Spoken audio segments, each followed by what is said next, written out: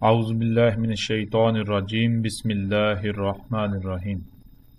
پچھلی ایک ساتھ میں ہم جان چکے ہیں کہ الف لام میم کیا ہے۔ الف لام میم اللہ سبحانہ تعالیٰ نے کہا کہ وہ کتاب ہے۔ الف لام میم وہ کتاب ہے۔ تو اب ہم آگے بڑھتے ہیں اور دیکھتے ہیں کہ اللہ سبحانہ و تعالیٰ نے قرآن میں یہ جو آیت ہے الف لام میم، اس کا کہاں کہاں ذکر کیا ہے۔ اور جب ہم قرآن میں ان مقامات کو تلاش کریں تو ہمارے سامنے 6 مقامات آتے ہیں کہ قرآن میں 6 مقامات پر یہ آیت ملتی ہے، اور تمام مقامات پر اسی آیت سے ہی سورت کا آغاز ہوتا ہے۔ اور وہ 6 صورتیں کون سی ہیں؟ وہ 6 صورتیں یہ ہیں، سب سے پہلی صورت یہی ہے سورہ البقرہ، دوسری آل عمران، تیسری العنکبوت، چوتھی الروم، پانچویں سورہ لقمان اور چھٹی سورہ سجدہ۔ جب ہم ان 6 کی 6 صورتوں میں غور کریں تو جو بات سامنے آتی ہے وہ یہ کہ الف لام میم یا تو براہ راست زمین و آسمانوں کو کہا گیا ہے، یا پھر جو کچھ بھی زمین و آسمانوں میں ہے ان سب کو کہا گیا۔ ان 6 کی 6 صورتوں میں ایک بات مشترک سامنے آتی ہے، اور وہ ان سب صورتوں کا محور ایک ہی موضوع ہے۔ اور وہ موضوع کیا ہے؟ وہ موضوع ہے زمین و آسمانوں اور جو کچھ بھی ان میں ہے ان کی تخلیق، اور انسانوں کا زمین و آسمانوں میں اپنے مفسد اعمال کے ذریعے، یعنی زمین و آسمانوں میں اللہ کی مخلوقات میں چھیڑ چھاڑ کر کے انہیں فساد زدہ کرنا، جس کے نتیجے میں زمین و آسمانوں میں تباہیوں کا آنا۔ یعنی ان میں صرف ایک ہی بات کو موضوع بنایا گیا ان 6 کی 6 صورتوں میں، اور پوری کی پوری یہ جو صورتیں ہیں 6 کی 6 صورتیں اسی ایک موضوع کو اپنا محور بناتے ہوئے اسی کے گرد گھومتی ہیں۔ اور وہ کیا؟ وہ یہی کہ کائنات، زمین و آسمانوں اور جو کچھ بھی ان میں ہے ان کی تخلیق، ان کی پیچیدگیوں کا احساس دلانا، اور انہی کے ساتھ چھیڑ چھاڑ ہونے سے ان میں ہونے والے فساد کے خوفناک انجام سے متنبہ کرنا۔ یعنی طرح طرح سے اللہ سبحانہ و تعالیٰ نے زمین و آسمانوں اور ان میں موجود مخلوقات میں پنگے لینے، ان میں چھیڑ چھاڑ کرنے، ان میں تبدیلیاں کرنے سے روکنے کے لیے طرح طرح سے متنبہ کیا۔ زمین و آسمانوں اور جو کچھ بھی ان میں ہے ان سب کی اہمیت و حیثیت سے باور کرانا وغیرہ یہ ان صورتوں میں بتایا گیا۔ یہ بات جو ہے اس کو محور بنایا گیا۔ اور پھر اس سے بھی بڑھ کر حیران کن بات تو یہ ہے کہ نہ صرف قرآن میں 6 مقامات پر یہ آیت آئی ہے، بلکہ اللہ سبحانہ و تعالیٰ نے زمین و آسمانوں اور جو کچھ بھی ان میں ہے ان سب کی تخلیق کا ذکر جب کیا تو کہا کہ انہیں 6 ایام میں خلق کیا۔ 6 ایام میں۔ یوم دن اور رات کو نہیں کہتے، بلکہ یوم کہتے ہیں مرحلے کو، مدت کو، نقطہ آغاز سے نقطہ اختتام تک جو مدت ہوتی ہے، یا ایک سرکل، یعنی جیسے نقطہ آغاز سے نقطہ اختتام تک جس نقطے سے سفر شروع کیا جائے واپس اسی نقطے پر آ جانے کو کہتے ہیں، یہ ہے یوم۔ یعنی اللہ سبحانہ و تعالیٰ نے 6 مراحل میں زمین و آسمانوں اور جو کچھ بھی ان میں ہے اس سب کو خلق کیا۔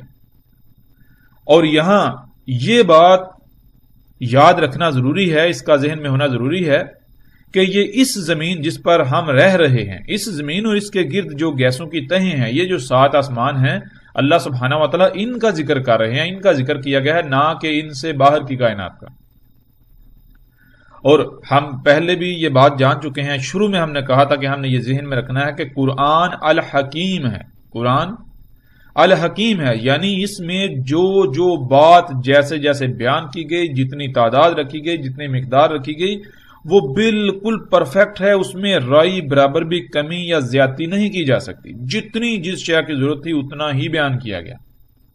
تو جب اللہ سبحانہ و تعالیٰ اس آیت کو 6 مقامات پر بیان کرتے ہیں، اور ان 6 مقامات پر بیان کرتے ہیں، وہ پوری کی پوری آیات کا محور ایک ہی ہے۔ محور کیا ہے؟ زمین و آسمان اور جو کچھ ان کے درمیان ہے۔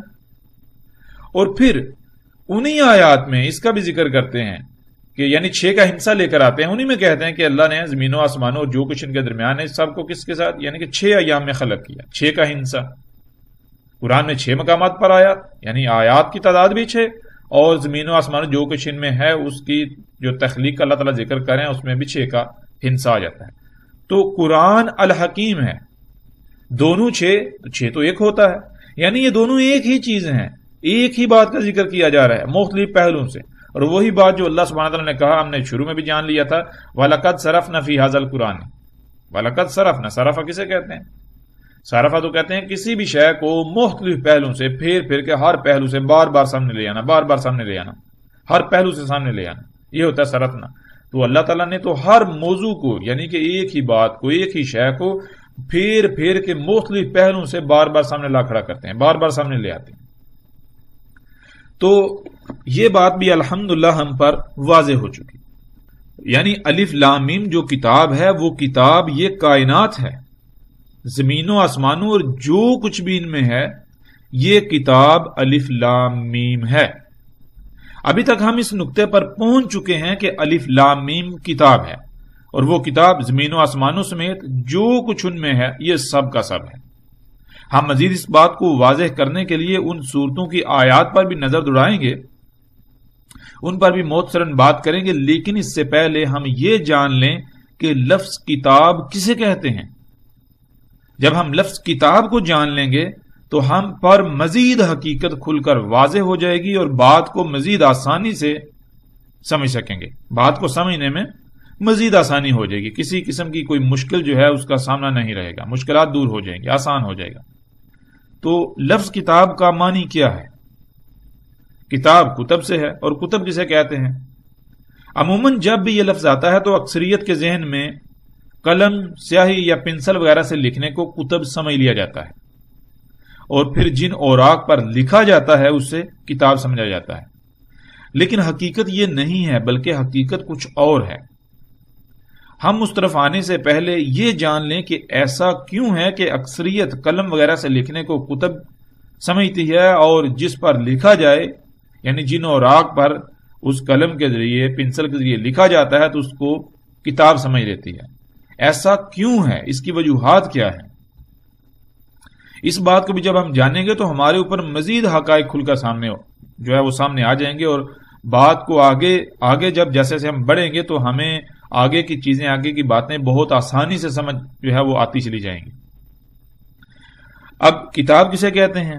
اسے ایک مثال سے ہم سمجھ لیتے ہیں، یعنی کہ اس کے لیے ہم ایک مثال لے لیتے ہیں۔ مثلا تصور کریں اگر درخت اللہ کے غیب سے ہوتے، یعنی انسان انہیں نہ دیکھ سکتا، انسان سے پوشیدہ ہوتے، جیسے کہ اور بھی لا تعداد مخلوقات ہیں جو انسان نہیں دیکھ سکتا، اللہ سبحانہ تعالیٰ نے انہیں چھپا کر رکھ دیا تھا، اور پھر درختوں کے بارے میں کوئی بات کہی جاتی، یعنی ان کے اذان، جس کا ترجمہ آج کان کر دیا جاتا ہے، اور اسی طرح لسان، دم، راس وغیرہ، تو انسان درختوں کو بھی انسان ہی کی طرح کی مخلوق سمجھتے کہ وہ ہماری ہی طرح کے ہوتے ہیں، مگر ہم انہیں دیکھ نہیں سکتے۔ لیکن کیا حقیقت یہ ہوتی؟ حقیقت یہی ہوتی؟ ہرگز نہیں۔ حقیقت کیا ہوتی؟ آج درخت ہمارے سامنے ہیں، بالکل اسی طرح جب ملائکہ کا ذکر آتا ہے تو انسان انہیں بالکل اپنی ہی طرح سمجھ لیتے ہیں، لیکن یہ ہے کہ ان کے جی پر ہوتے ہیں جن سے وہ اڑتے ہیں اور ہمیں نظر نہیں آتے، حالانکہ حقیقت بالکل یہ نہیں ہے۔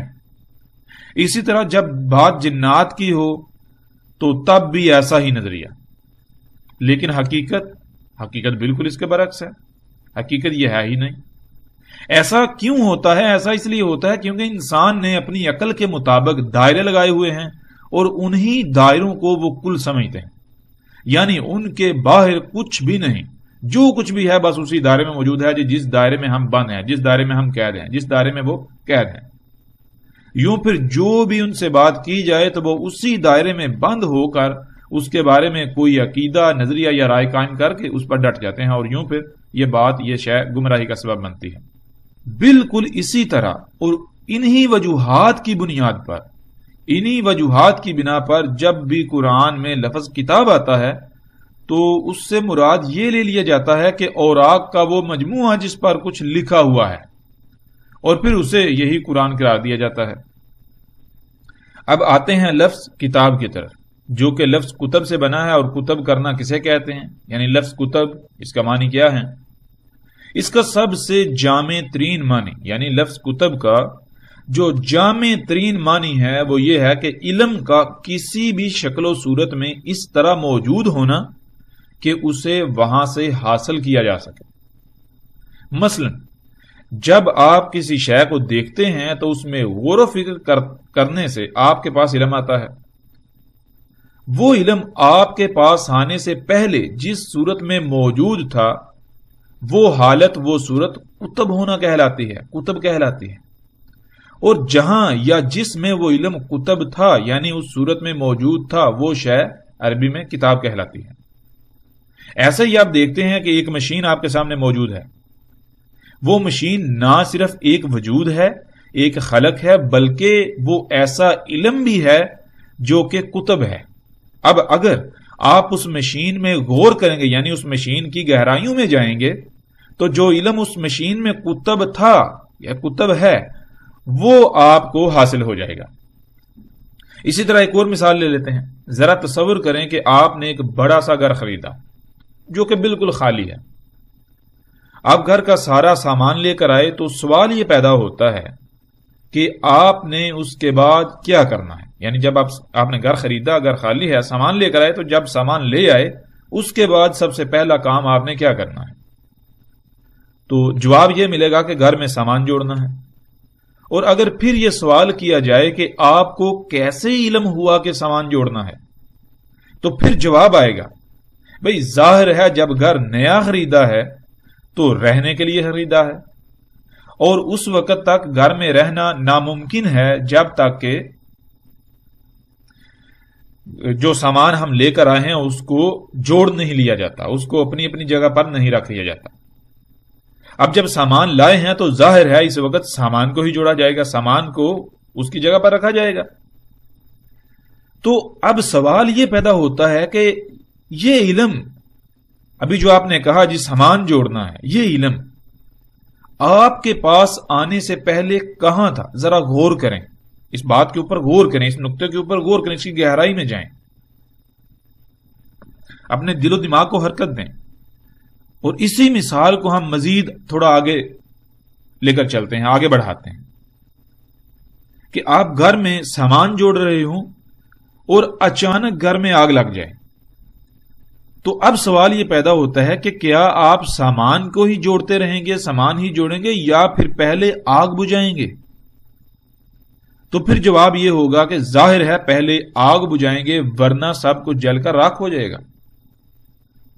تو پھر وہی سوال کہ غور کریں، آپ نے کہا پہلے آگ بجھائیں گے ورنہ سب کچھ جل کر راکھ ہو جائے گا، تو یہ علم آپ کے پاس کہاں سے آیا؟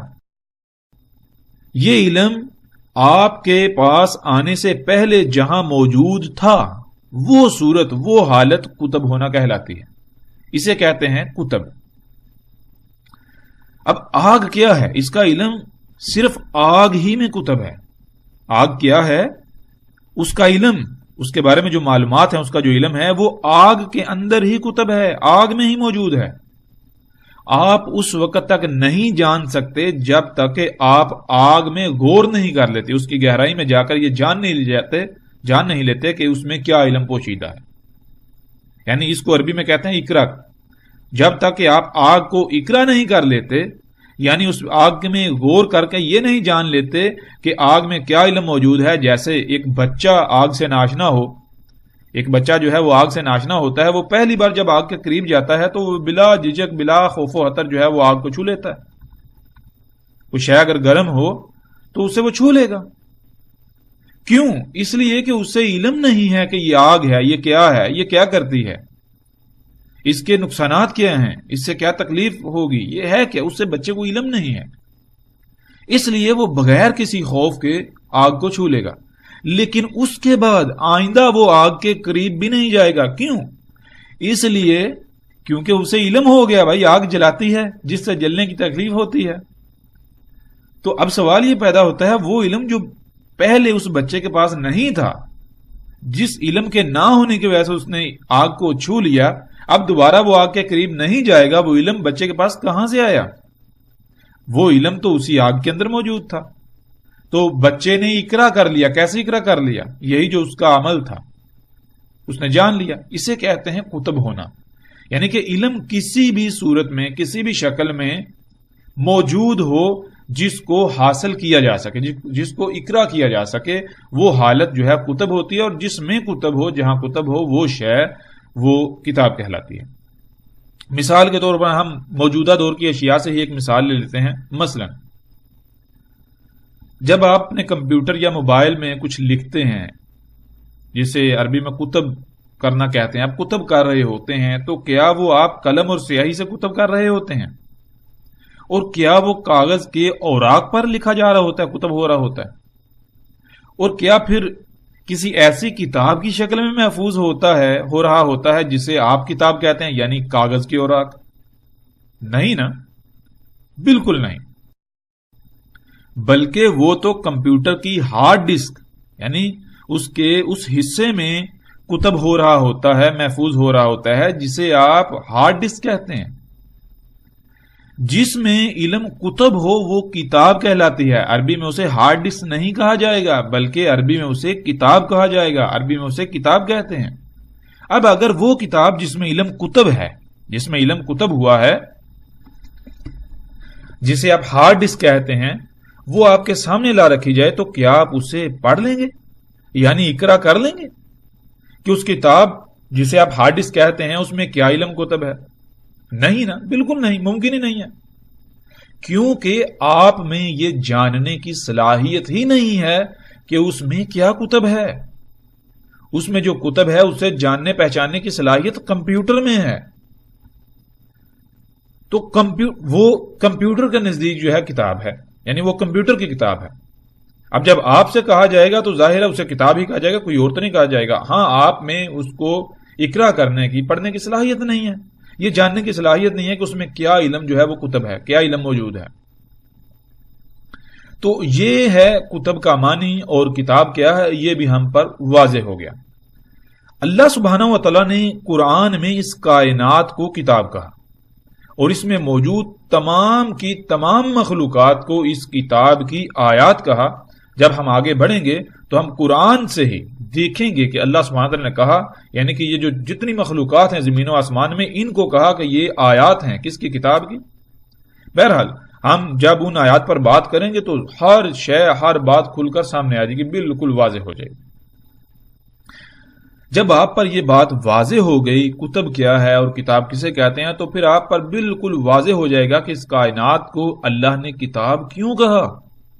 اللہ سبحانہ و تعالیٰ نے جس علم سے اس کائنات کو خلق کیا، تمام کی تمام مخلوقات کو خلق کیا، جیسے نظام چلایا جا رہا ہے، وہ سب علم انہی مخلوقات میں موجود ہے، جسے عربی میں کتب ہونا کہا جاتا ہے۔ جب علم کتب ہوتا ہے تو اس کتب علم کو غور و فکر کر کے، یعنی اس کتب علم میں غور و فکر کر کے، جس میں وہ علم کتب ہے، اس کی گہرائی میں جا کر علم کو حاصل کر لیا جاتا ہے۔ اس طرح علم کے حاصل کرنے کو عربی میں اقرا کہتے ہیں، یعنی کسی بھی شے میں غور و فکر کر کے اس کے اندر جو علم موجود ہے اسے حاصل کر لینا، اس کا کھل جانا، اس کا سامنے آ جانا، اسے کہتے ہیں اقرا۔ یعنی اقرا کہتے ہیں جس کسی شکل و صورت میں علم کہیں موجود ہو، یعنی علم کتب ہوا ہو، اس علم کو وہاں سے حاصل کر لینا، اس شے کی گہرائی میں جا کر اس میں غور و فکر کر کے اس علم کو حاصل کر لینا۔ اور اقرا کرا سے بنا ہے، اور کرا کسے کہتے ہیں؟ کرا کہتے ہیں ایک شے کا دوسری شے کے اوپر ٹکرانا، جس سے رد عمل کی صورت میں جو علم سامنے آئے گا، جو بات سامنے آئے گی، جو شے سامنے آئے گی، اسے کرا کہتے ہیں۔ اسی سے اقرا بنا ہے۔ یعنی جب آپ کی نظر، آپ کی توجہ کسی شے پر پڑتی ہے، اس پر ٹکراتی ہے، تو رد عمل کی صورت میں جس علم کا اظہار ہوتا ہے، جو علم سامنے آتا ہے، اسے عربی میں اقرا کہتے ہیں۔ اسے کہتے ہیں اقرا۔ اسی لفظ سے قرآن بنا ہے۔ لفظ قرآن، قرآن کیا ہے؟ آپ کو بتا دیا۔ کرا کیا ہے؟ اب وہ واحد ہے، اور قرآن یہ نہ صرف جمع کا سیگا بلکہ کل کا سیگا، جمع کل جسے کہہ لیں، یعنی وہ علم جو کتب ہے، وہ سارے کا سارا علم جس نے حاصل کیا ہوا ہے، جس کے پاس ہے، وہ سارے کا سارا علم، اور وہ کیا ہے ہم جانتے ہیں، وہ یہی قرآن ہے، اسی لیے اسے قرآن کہا گیا۔ یعنی جس علم سے اس کائنات کو خلق کیا گیا، سب کچھ خلق کر کیا گیا، وہ علم نہ صرف انہی مخلوقات کی صورت میں کتب ہے، موجود ہے، بلکہ اس کو اقرا کر کے بھی ایک، یعنی کہ کاغذات کی جو اوراق کی کتاب آپ کہیں یا جو بھی، اس قرآن کی صورت میں بھی ہمارے سامنے لا رکھا گیا، یعنی کہ وہ سارے کا سارا علم اقرا کیا ہوا، سارے کا سارا علم اقرا کیا ہوا، کرا کیا ہوا۔ اب آپ کو یہ بھی سمجھ آ جائے گا کہ قرآن اور کتاب دونوں دو مختلف مقامات پر ایک ہی آیت میں کیوں استعمال کیا گیا، یعنی قرآن اور کتاب ان دونوں الفاظ کو دو مختلف مقامات پر ایک ہی آیت میں کیوں استعمال کیا گیا۔ دونوں مسانی ہیں، یعنی دونوں کا آپس میں گہرا ربط ہے، دونوں ایک دوسرے سے مشروط ہیں۔ قرآن میں صرف دو ہی مقامات پر ایک ہی آیت میں ان کا ذکر کیا جانا، یہ بھی انتہائی اہمیت کا حامل ہے، کیونکہ ہم یہ بات جان چکے ہیں کہ قرآن الحکیم ہے، اس لیے اس میں نہ تو کسی شے کا بھی ذکر رائی برابر بھی زیادہ ہے اور نہ ہی رائی برابر کم، بلکہ ہر شے کا اتنا ہی ذکر کیا گیا، اتنا ہی استعمال کیا گیا جتنا ہو سکتا ہے، اس میں رائی برابر بھی کسی قسم کی کمی، کجی، کوتاہی یا زیادتی، کسی بھی قسم کی کوئی گنجائش نہیں ہے۔ تو جب ہم ان آیات کو سامنے رکھیں، ان دونوں آیات کو، وہ جو دو مقامات ہیں، وہ پہلا مقام کون سا ہے؟ سورہ الحجر کی پہلی ہی آیت ہے، الف لام را تلک آیات الکتاب و قرآن مبین، تلک آیات الکتاب و قرآن مبین۔ اور جب ہم، یعنی کہ اگر گرامر کے لحاظ سے دیکھیں تو لفظ کتاب کے نیچے زیر ہے، اور زیر جب بھی کسی لفظ کے نیچے آتی ہے تو وہ آگے مستقبل کی طرف دھکیلتی ہے، یعنی آگے دھکیلتی ہے، آگے۔ تو یہاں الف لام را کیا ہے؟ الف لام را یہاں پر اسی کائنات کی کچھ مخلوقات ہیں، ان کو کہا گیا، وہ آیات، وہ کس کی آیات ہیں؟ الکتاب کی آیات ہیں، اور وہ الکتاب جو ہے آگے پھر دھکیل لیا قرآن کی طرف، وہ کیا ہے؟ وہ قرآن، اور قرآن نون کے نیچے دو زیریں ہیں، تو یہاں یہ چیز واضح ہو جاتی ہے کہ ایک نہیں بلکہ ایک سے زائد قرآن ہے، یعنی کہ قرآن ایک نہیں ہے۔ اگر ایک قرآن ہوتا تو نون کے اوپر دو زبریں آتی، یہاں دو زیریں آگے، جس سے یہ واضح ہو جاتا ہے کہ قرآن ایک نہیں بلکہ ایک سے زائد ہے۔ ایک سے زائد دو، تین، چار کتنے ہیں وہ بھی بالکل واضح ہو جاتا ہے جب ہم غور کریں۔ کیسے؟ کہ جب ہم قرآن کو سامنے رکھیں تو اللہ سبحانہ و تعالیٰ نے اس قرآن میں دو طرح کے الفاظ استعمال کیے، وہ کون سے؟ وہ یہ کہ ایک قرآن یا القرآن والقرآن، اور ایک جو ہے وہ حاذ القرآن، یعنی کہ ایک حاذ القرآن اور ایک صرف قرآن یا القرآن۔ تو جب ہم غور کریں، دیکھیں کہ اللہ سبحانہ و تعالیٰ نے، یعنی کہ اگر قرآن ایک ہی ہے، اگر قرآن ایک ہی ہوتا تو پھر اللہ سبحانہ تعالیٰ نے قرآن میں بعض مقامات پر حاذ القرآن کیوں کہا؟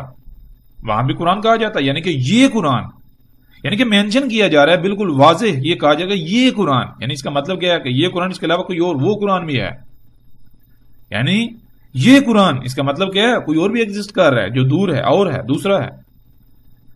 تو اس طرح یعنی کہ جب ہم قرآن میں غور و فکر کریں تو ہمارے اوپر یہ بالکل بات کھل کر واضح ہو جاتی ہے کہ ایک حاذ القرآن یہ قرآن ہے جو ہمارے سامنے موجود ہے، اور قرآن کے معنی کیا ہے ہم یہ جان چکے ہیں، قرآن تو وہ کل کا کل علم ہے۔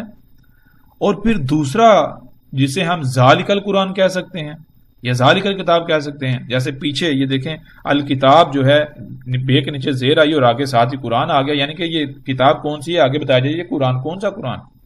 یہی کائنات، یعنی کہ وہ علم ایک ہی ہے، ایک ہی علم ہے، وہ عملی صورت میں بھی کتب ہے، عملی یعنی پریکٹیکل مخلوقات کی صورت میں بھی کتب ہے، موجود ہے، وہ الکتاب ہے۔ تو وہ جو الکتاب ہے اس سے اقرا کیا گیا، اسے یعنی اس میں غور کیا گیا، اس کی گہرائی میں جا کر جانا گیا کہ کیا علم ہے. جب وہ علم حاصل ہو گیا تو اسے پھر اوراق کے اوپر ڈال لیا گیا، یعنی کہ آپ کے پاس آ گیا. جس کے پاس آ گیا وہ بھی قرآن کہلائے گا.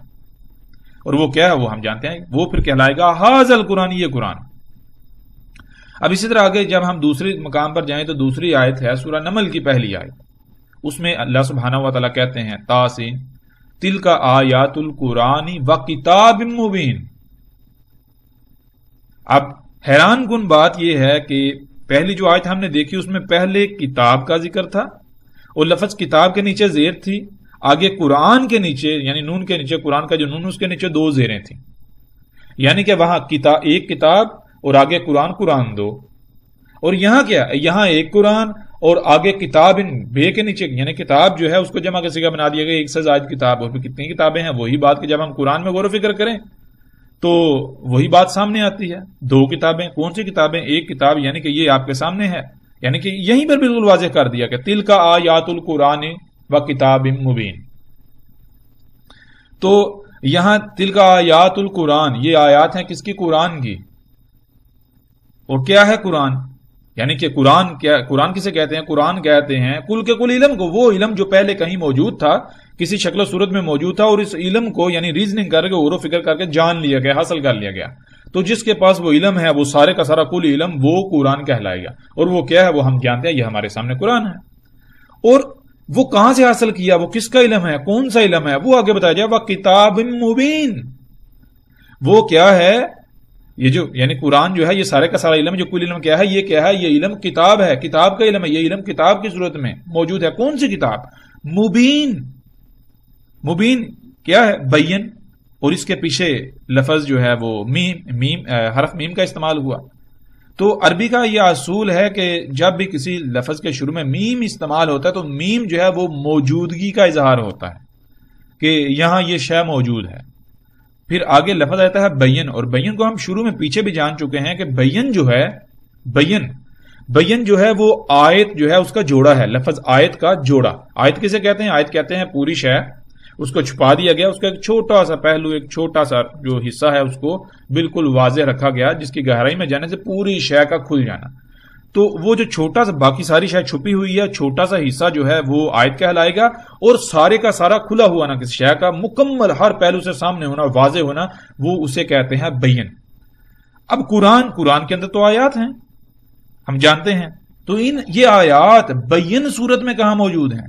وہ اللہ سبحانہ وتعالی بتا رہے ہیں وہ کتاب مبین. کون سی کتاب؟ یہی کائنات.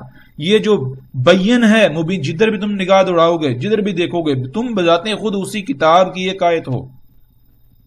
اور پھر جب ہم آگے بڑھیں گے، یعنی کہ ہم اس موضوع کے اوپر الگ سے بھی تفصیل کے ساتھ بات کریں گے، کیونکہ ابھی ہمارا یہ موضوع نہیں ہے، موضوع اور ہے. اس موضوع کو سمجھنے کے لیے ہم اس کے اوپر مختصراً بات کر رہے ہیں. تو جب ہم الگ سے اس موضوع کے اوپر بات کریں گے تو پھر ہم دیکھیں گے قرآن میں اللہ سبحانہ وتعالی نے کتنی ہی آیات میں یہ کہا کہ یہ جو چرند پرند ہیں، یہ دریا ہیں، سمندر ہیں، یہ درخت ہیں، انسان وغیرہ، یہ جتنی مخلوقات ہیں، جتنے بھی مخلوقات ہیں، اللہ سبحانہ وتعالی کہتے ہیں یہ کتاب مبین کی آیات ہیں.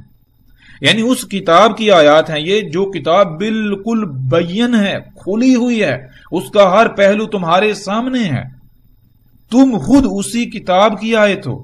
یعنی کہ اگر ہم آیت ہیں، کتاب کی آیت ہیں، تو ظاہر ہے ہم کس میں موجود ہیں؟ ہم تو اس کائنات میں موجود ہیں، اس دنیا میں موجود ہیں. تو ظاہر ہے ہم بھی اس کائنات پھر کتاب ہوئی، ہم اس کی آیت ہیں. اگر ہم میں یعنی ایک انسان میں غور کیا جائے، ایک بشر میں غور کیا جائے، تو اس میں جب غور کیا، جس کی گہرائی میں جایا جائے، تو بالکل وہ یعنی کہ حقیقت پوری کل یعنی کتاب کیا ہے وہ ساری حقیقت سامنے آ جائے گی. بہرحال تو ان دونوں مقامات پر یہ بالکل واضح ہو جاتا ہے کہ جسے کتاب کہا گیا اسے قرآن کہا گیا. کتاب اور قرآن میں فرق جو ہے وہ ذہن میں رکھنا ہے. کتاب کیا ہے؟ کتاب ہے پریکٹیکل، یعنی علم کا پریکٹیکل صورت میں موجود ہونا، عملی صورت میں موجود ہونا، علم کا فزیکل صورت میں موجود ہونا، آیات کی صورت. اور قرآن کہتے ہیں وہ علم جو موجود ہے، اس علم کو یعنی کہ جہاں موجود ہے وہاں غور و فکر کر کے اس کی گہرائی میں جا کے اس علم کو حاصل کر لینا، حاصل کیا ہوا علم، اسے قرآن کہتے ہیں. یعنی ایک ہی علم ہے جو دو مختلف صورتوں میں موجود ہے، ایک کتاب کی صورت میں اور دوسرا قرآن کی صورت میں. یعنی کہ ایک جو ہے وہ عملاً کھلم کھلا ان مخلوقات کی صورت میں یہ آیات ہیں، یہ کتاب ہے کائنات، اس صورت وہی علم ہے، وہ ظہور پذیر ہے، علم ہے وہ ظہور پذیر ہے، وہی علم جو ہے وہ جب آپ اس کو کرا کر لیں، یعنی اس کی گہرائی میں جا کے غور و فکر کر کے سو جان لے، حاصل کر لیں، تو جو جان لے گا، جس کے اندر وہ سارا علم آ جائے گا، اسے کیا کہا جائے گا؟ اسے قرآن کہا جائے گا۔ تو اس لیے اب دونوں ہیں تو ایک ہی، دونوں یعنی کہ اگر دونوں کو ایک کہا جائے تو علم کی بنیاد پر دونوں ایک ہے، یعنی کہ پیچھے لے کے جائیں تو علم کی سطح پر دونوں ایک ہیں، لیکن جب فرق آئے گا، فرق کہاں آئے گا؟ جب کتاب کہا جائے گا تو کتاب سے مراد کیا جائے کہ علم جو ہے وہ پریکٹیکل صورت میں موجود ہے، پریکٹیکل صورت میں علم کا موجود ہونا، کتب ہوا ہونا۔ تو قرآن جب کہا جائے گا، قرآن کہا جائے گا اسی علم کا غور و فکر کر کے، ریزننگ کر کے حاصل کیا ہونا، جس کے اندر وہ علم موجود ہے۔ قرآن الگ ہے، ہم الگ ہیں، تو پھر قرآن اپنے آپ میں تو قرآن ہے، یعنی کہ قرآن جو ہے اپنے آپ میں وہ قرآن ہے، وہ ایک ایسی شے ہے، وہ ایک یعنی کہ وہ ہے جس کے اندر اس کائنات کا سارا علم موجود ہے، جس کے پاس علم موجود ہے، جس نے غور و فکر کا ریزننگ کر کے وہ اکٹھا کر لیا، حاصل کر لیا۔ لیکن ہمارے لیے یہ جو قرآن ہے، حاضر القرآن، یہ ایک دوسرا وجود ہے، اور چونکہ اس میں بھی علم ہے اور کتب ہوا ہے تو یہ بھی ہمارے لیے کتاب ہی کہلائے گی۔ بہرحال تو یہ چیزیں، یہ باتیں ذہن میں جب تک ہم نہیں رکھیں گے، ہم جو ہے وہ حقیقت کو نہیں جان سکتے، ہم حق کو نہیں پہچان سکتے۔ تو اب ہم ایسا کرتے ہیں، ہم بڑھتے ہیں آگے، وہ یہ کہ قرآن یعنی وہ سارے کا سارا علم جو کسی نہ کسی صورت میں موجود ہے، اس کو اقرا کر کے ایک جگہ کتب کیا گیا، یا جس میں وہ علم موجود ہے، جس کے پاس وہ علم ہے، یہ وہی سارے کا سارا علم ہے جس سے یہ کائنات خلق کی گئی۔ اس لیے پھر کائنات بھی نہ صرف قرآن ہے بلکہ وہ کتاب ہے، وہ بھی کتاب ہے۔ بہرحال اب اسی لیے اللہ سبحانہ و تعالی نے قرآن میں ایک نہیں بلکہ دو قرآن کا ذکر کیا، اور پھر اسی طرح ایک نہیں بلکہ دو کتاب کا ذکر کیا، ایک القرآن اور دوسرا حاضر القرآن، قرآن اور حاضر القرآن۔ تو بالکل اسی طرح کتاب کا بھی معاملہ ہے، کتاب کو بھی اللہ سبحانہ تعالیٰ نے دو مختلف صورتوں میں بیان کیا۔ تو یہ تھی کتاب اور قرآن، دونوں کی اگر حقیقت دیکھی جائے تو دونوں ایک ہی ہیں، اور وہ کل کا کل علم ہے جو دو صورتوں میں موجود ہے۔ ایک صورت اس کائنات کی صورت میں کتب ہے، یعنی وہ علم اس کائنات مخلوقات کی صورت میں کتب ہے، اور دوسری صورت یعنی وہی علم جو ہے ایک دوسری صورت میں کتب ہے، موجود ہے۔ وہ کون سا ہے؟ وہ یہ قرآن کی صورت میں موجود ہے۔ الحمدللہ ثم الحمدللہ ہم پر الکتاب کی حقیقت بالکل واضح ہو چکی ہے کہ الکتاب یہ کائنات ہے، زمین و آسمانوں اور جو کچھ بھی ان میں ہے، جو کچھ بھی ان میں موجود ہے، سب کے سب کو اللہ سبحانہ و تعالی نے کتاب کہا۔ یہ جتنی بھی مخلوقات ہیں یہ اسی کتاب کی آیات ہیں، یہ جتنی بھی مخلوقات ہیں یہ اسی کتاب کی آیات ہیں۔ جیسے کہ ہم اگر قرآن میں غور کریں، قرآن میں دیکھیں تو قرآن میں ایسی بہت ساری آیات بھی ہیں، قرآن میں ایسی بہت ساری آیات بھی ہیں کہ جن میں اللہ سبحانہ و تعالیٰ نے کہ یہ جو مخلوقات ہیں ان کو کتاب کی آیات کہا۔ کون سی کتاب کی آیات کہا؟ ابھی ہم اگر کچھ آیات کو سامنے رکھیں تو ہم پر یہ بات بھی بالکل واضح ہو جائے گی۔ جیسا کہ آپ سورہ الانعام کی آیت نمبر 59 میں دیکھ سکتے ہیں، اس میں اللہ سبحانہ و تعالیٰ کہتے ہیں وَعِندَهُ مَفَاتِحُ الْغَيْبِ لَا يَعْلَمُهَا إِلَّا هُوَ وَيَعْلَمُ مَا فِي الْبَرِّ وَالْبَحْرِ وَمَا تَسْقُطُ مِنْ وَرَقَةٍ إِلَّا يَعْلَمُهَا وَلَا حَبَّةٍ فِي ظُلُمَاتِ الْأَرْضِ وَلَا رَطْبٍ وَلَا يَابِسٍ إِلَّا فِي كِتَابٍ مُبِينٍ۔ یعنی اب اس آیت میں جو بالکل واضح کہا جا رہا ہے، بالکل واضح کہا جا رہا ہے کہ جو کچھ بھی غیب ہے اس کی جو مفاتیح ہیں وہ اسی کے پاس ہیں، اسی کے ہاں ہیں، کسی کو علم نہیں ہے ان کا مگر اسے۔ اب آگے یعلم اور جانتا ہے، ما فی البر جو کچھ بھی بر میں یعنی خشکی کے اندر، جو کچھ بھی خشکی کے اندر ہے، اس زمین کے اندر ہے، جو کچھ بھی جو بھی خشکی میں ہے، والبحری اور جو پانیوں کے اندر ہے، تری کے اندر پانی یعنی کہ جو بھی پانی کے مقامات ہے، سمندر۔ اب سوال یہ پیدا ہوتا ہے کہ خشکی کہاں ہے؟ کیا اسی کائنات کے اندر نہیں ہے؟ اسی کائنات کا حصہ ہے. اور سمندر پانی والی جگہ ہیں، دریا سمندر پانی والی جگہ ہیں، وہ کہاں ہیں؟ وہ بھی اسی کے اندر ہیں. وما تسقط من ورقۃ الا يعلمها ولا حبۃ فی ظلمات الارض ولا رطب ولا یابس الا فی کتاب مبین. اب وہ کون سی چیزیں ہیں جو زمین کی گہرائیوں میں اندھیروں کے اندر پڑی ہوئی ہیں؟ وہ کون سی ہیں جو کسی دانے کے اندر ہیں؟ تو یہ سارے کا سارا کہاں ہے؟ یعنی کہ اللہ سبحانہ وتعالی ان سب کا ذکر کرے، آگے کریں اللہ مگر فی کتاب مبین، جو کچھ بھی یعنی جو بھی کتاب مبین ہے، کتاب مبین میں جو بھی ہے، یعنی کہ سارے کا سارا اللہ کو علم ہے. کتاب مبین پھر کون سی ہوئی؟ یہ سارا کچھ بتایا جا رہا ہے. اور پھر ان کے علاوہ بھی جو کچھ بھی کتاب مبین میں ہے، جو کچھ بھی ان کے علاوہ بھی، یعنی کہ ٹوٹل سارے کا سارا. تو پھر یہ کس کے اندر ہوا؟ یہ ساری مخلوقات کس کے اندر ہوئی؟ جس کے اندر ہے وہ کیا ہے؟ وہ کتاب مبین. کون سی کتاب مبین؟ بین، جو بالکل کھلی ہے، ہر طرح سے واضح ہے، جدھر بھی نگاہ دوڑاؤ گے اسی کتاب کو پاؤ گے. یہ ہے.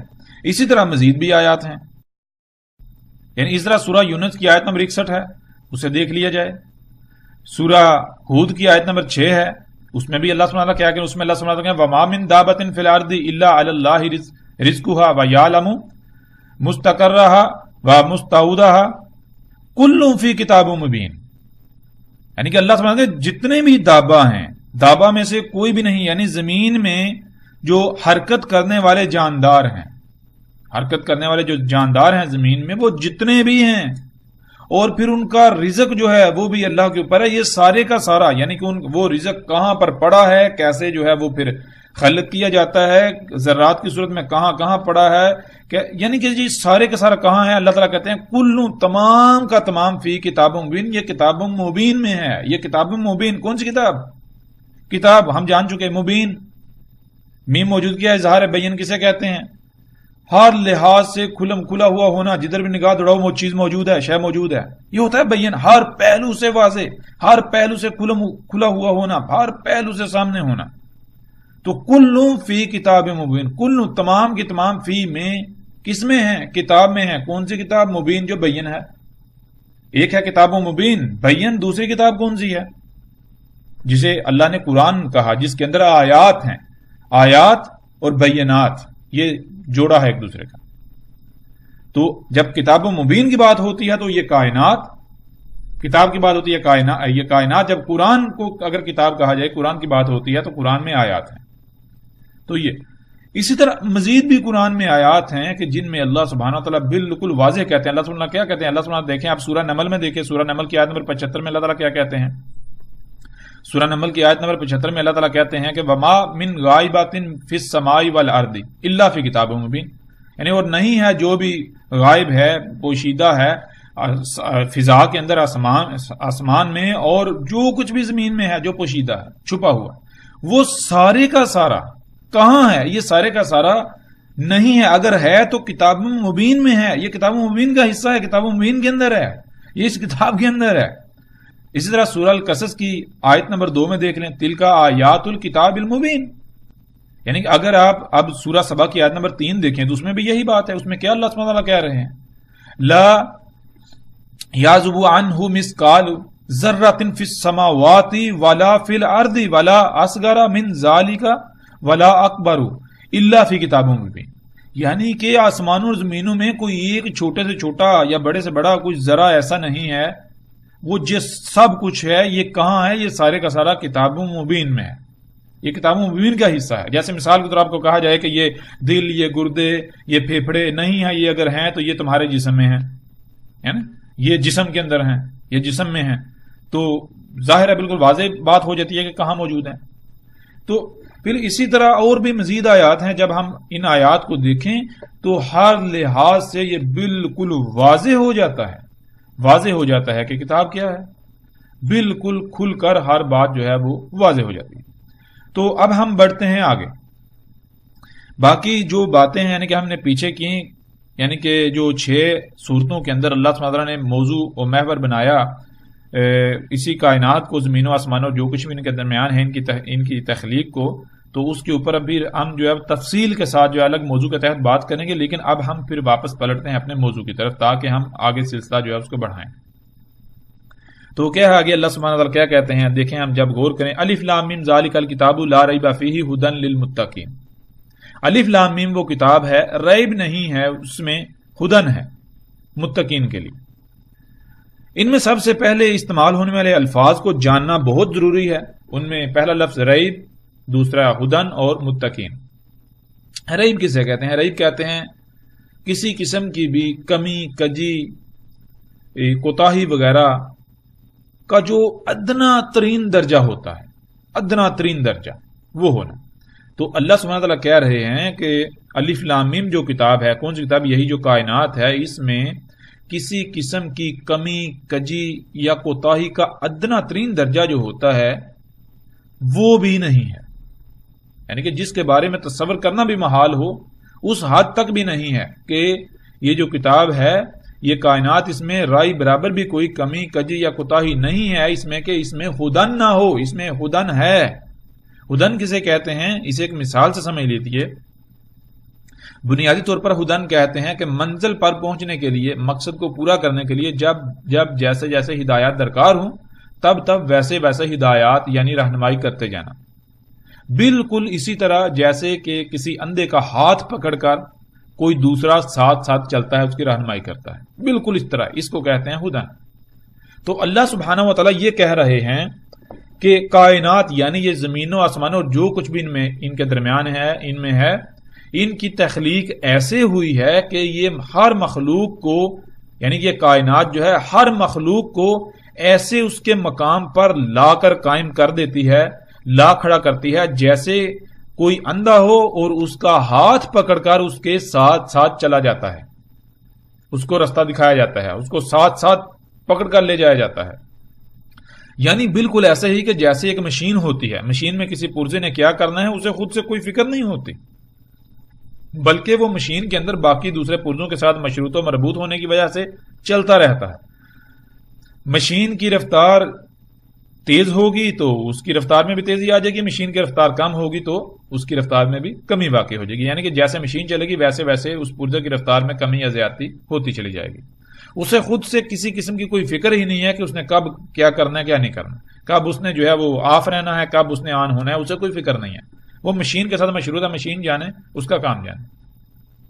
اور پھر جب ہم غور کریں اس کائنات میں تو حقیقتاً ہمیں بالکل یہی بات نظر آئے گی کہ یہ کائنات ایک مشین کی مانند ہے، بالکل اسی طرح جیسے ہمارا جسم ہے جو مختلف اعضاء کے مجموعے سے وجود میں آتا ہے، تمام کے تمام اعضاء ایک مشین کے پرزو کی مانند ہیں، اپنے اپنے مقام پر قائم ہیں، اپنی اپنی ذمہ داری پوری کرتے ہیں، جس سے اس جسم میں ایک بہترین توازن نہ صرف قائم ہے بلکہ قائم رہتا ہے، اس وقت تک قائم رہتا ہے جب تک کہ کوئی مخلوق یعنی کوئی عضو جو ہے اپنی ذمہ داری سے لاپرواہی نہ کرے، کوتاہی نہ کرے، سستی نہ برتے، اپنی ذمہ داری کو پورا کرنا چھوڑ نہ دے۔ بالکل یہی مثال اس کائنات کی، زمین و آسمانوں اور جو کچھ بھی ان کے درمیان ہے، ان سب کی ہے۔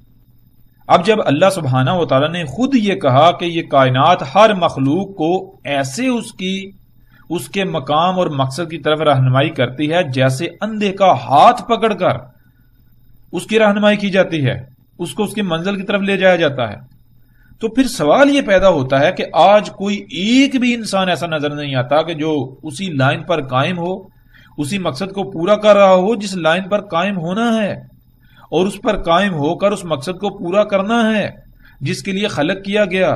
بلکہ یہ بات تو دور، الٹا کسی کو یہ تک علم نہیں ہے کہ وہ مقصد ہے کیا، ہمیں خلق کس مقصد کے لیے کیا گیا، کسی کو علم ہی نہیں ہے۔ تو پھر مقصد پورا کرنا تو دور کی بات، وہ تو بات کی بات ہے۔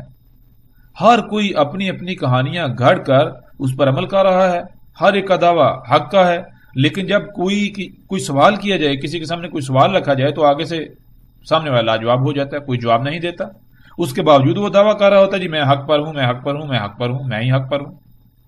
تو پھر ایسا کیوں ہے؟ اگر الکتاب یعنی اس کائنات کا معاملہ ایسا ہے جیسے کہا گیا، تو پھر ان انسانوں کی اس کائنات نے ایسے رہنمائی کیوں نہ کی جیسے کہ کسی اندھے کا ہاتھ پکڑ کر کی جاتی ہے، خود سے پکڑ کر لے جایا جاتا ہے، جدھر جدھر جانا ہے، کیا کرنا ہے کیا نہیں کرنا، ایسے کہ جیسے آپ ایک ٹول ہیں، ایک پرزہ بن جاتے ہیں، آپ کو بس استعمال کیا جاتا ہے، آپ نے کیا کرنا ہے آپ کو کوئی فکر نہیں، جس نے کروانا ہے وہ کرواتا ہے آپ سے، تو ایسا کیوں نہیں ہے؟ تو ساتھ ہی اللہ سبحانہ و تعالیٰ نے اس بات کا بھی جواب دے دیا کہ ہاں اس میں ریب نہیں ہے، یہ بالکل اسی طرح رہنمائی کرتی ہے، مگر اس کے لیے ایک شرط ہے، اور وہ شرط کیا ہے؟ وہ شرط یہ ہے کہ ایسے رہنمائی متقین کے لیے ہے، نہ کہ ان کے علاوہ کسی کے لیے بھی۔